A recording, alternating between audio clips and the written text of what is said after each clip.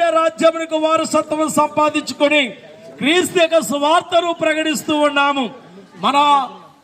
మనందరూ కూడా రక్షింపబడాలంటే ఒక పవిత్రమైన రక్తము చేత మనందరూ కూడా కడగబడాలి.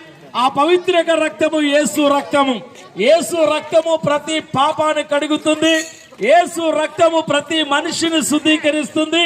యేసు రక్తము ద్వారానే మానవుడికి విడుదల, విమోచన, స్వస్థత, నిత్య జీవం ఉందని తెలియజేస్తూ ఇదిగో సిలువ వేయబడిన క్రీస్తును ప్రకటిస్తున్నాం. ఆయనే లోక రక్షకుడు, ఆయనే నిజమైన దేవుడు, ఆయన తప్ప వేరొక దేవుడు లేడని మీ అందరికీ ప్రకటన చేస్తూ రండి, వినండి, పరలోక రాజ్యం వచ్చారండి.